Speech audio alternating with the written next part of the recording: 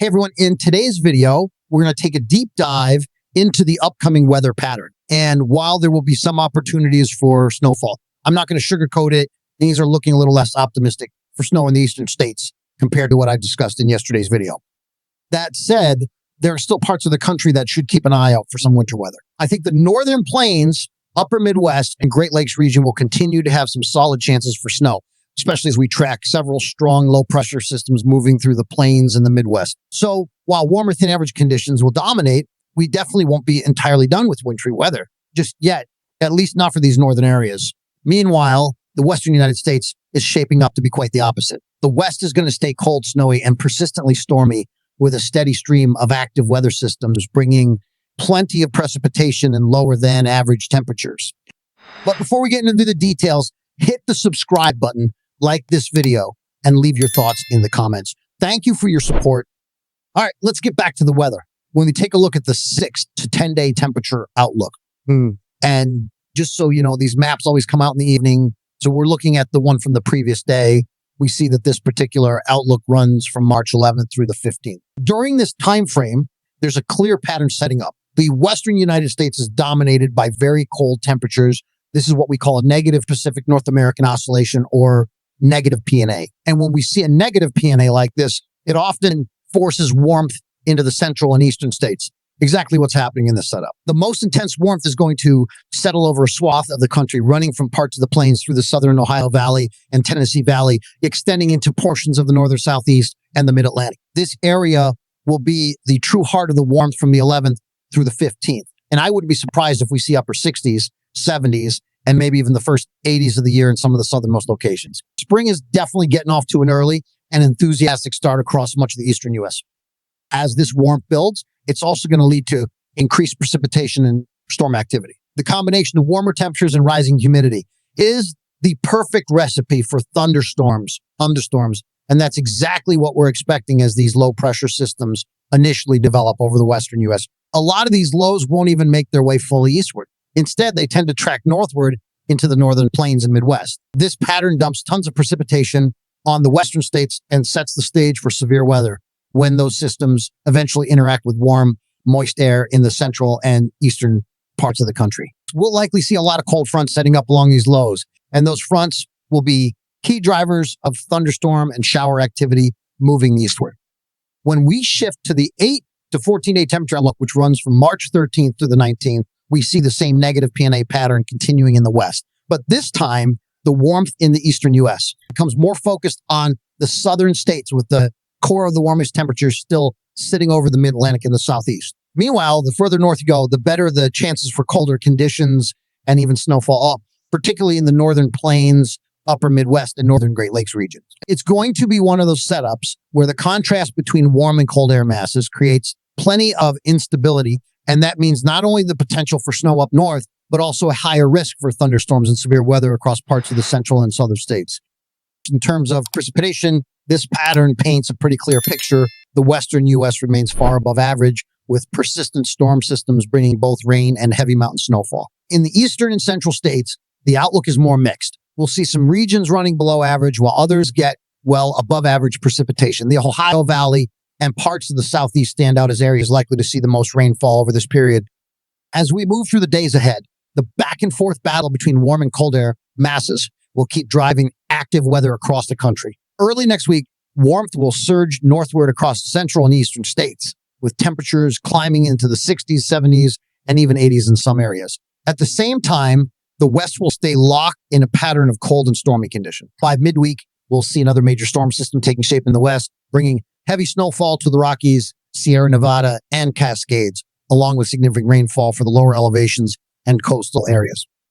Later in the week, the setup becomes even more intense. A powerful low-pressure system is expected to develop over the central U.S., likely over Nebraska, with a pressure reading around 974 millibars, an incredibly strong low for this time of year and location. This system will drag a warm front far to the north, creating an extended cold front behind it and setting the stage for significant severe weather threat across the Ohio Valley and Tennessee Valley. We'll also see the potential for heavy snowfall on the cold side of this system, particularly across the northern plains and upper Midwest. On the snow side, the western us also got hit pretty hard. The Sierras, the central and southern Rockies, they all saw decent snowfall. And then there was that blizzard up in the Midwest. Northern Wisconsin, southeast Minnesota, northern Iowa, some spots saw over 6 inches of snow. But before we get into the details, hit the subscribe button, like this video, and leave your thoughts in the comments. Thank you for your support. So where do we go from here? Well, that big low pressure system is finally moving off the East Coast. So that's out of the picture for now. But we're starting to see a west-southwest flow aloft reestablish, which means temperatures are going to gradually warm up heading into the weekend and into next week. We take a look at the temperature map. You'll notice a lot of blue and green. Those are your below normal temps. The orange and red, those show above normal temps. And right now, there's still a lot of blue hanging around, especially across the Midwest and the Central Plains. That tight temperature gradient creates what's known as a baroclinic zone. And that's where low pressure systems love to ride. That's exactly why we often see snow on the northern side and rain or even severe weather on the southern side. As we wrap up the work week, we'll see that next piece of energy moving in from the west. That's going to bring heavy snow to the central and southern Rockies. Even places like northern Arizona and northwestern New Mexico will see some snow. By Thursday night into Friday morning, a band of snow will set up from southern South Dakota into northern Nebraska and western Iowa. Places like Omaha and Des Moines will likely see a wintry mix at first, but as colder air moves in overnight, that's going to switch over to all snow. And yes, accumulations are expected. If you're in places like Milwaukee, Rockford, Chicago, Fort Wayne, or Grand Rapids, expect some snow and rain mix through Friday morning into the afternoon. It could definitely impact your morning commute, so be ready for that. Snowfall totals will add up pretty fast. We're talking several inches for parts of the Rockies and at least a few inches from southern South Dakota into central Iowa. Even Chicago's western suburbs could see some snow, maybe up to a couple of inches. Further east, places like Detroit and Toledo will probably see less than an inch. As we head into the weekend, colder air sticks around, but we'll also see some warmer air pushing into the Pacific Northwest. That's going to shift the storm track a little further south. Another piece of energy is going to roll through the Four Corners region, bringing more snow to the Texas and Oklahoma panhandles, parts of southwest Kansas, and even northern Arizona. For North Texas, we'll see rain and some strong storms on Saturday, and those storms will continue pushing east into the Gulf Coast and North Florida by Sunday. Now, let's talk about the severe weather threat. As we head into Saturday, March 8th, there's a low-end severe weather risk across East Texas, Louisiana, southern Mississippi, southwest Alabama, and maybe the far western Florida panhandle. We're mainly looking at gusty winds up to 60 mph, quarter-sized hail, and possibly even a few brief tornado spin-ups. Cities like Houston, New Orleans, Baton Rouge, and Mobile, keep an eye on this system. By Sunday, the severe weather threat diminishes a bit, but we could still see some heavy rainfall and flash flooding across southern Georgia, southeast Alabama, and especially North Florida. Taking a step back and looking at next week's forecast, March 10th through March 14th, things get even more interesting. We're expecting a major warm-up east of the Rockies, while the west cools down significantly thanks to a big true digging in. For California, get ready for rain. Central and southern California, you've been waiting on moisture, and you're finally going to get it. We're also going to see mountain snow ramp up across the Four Corners region and the Rockies.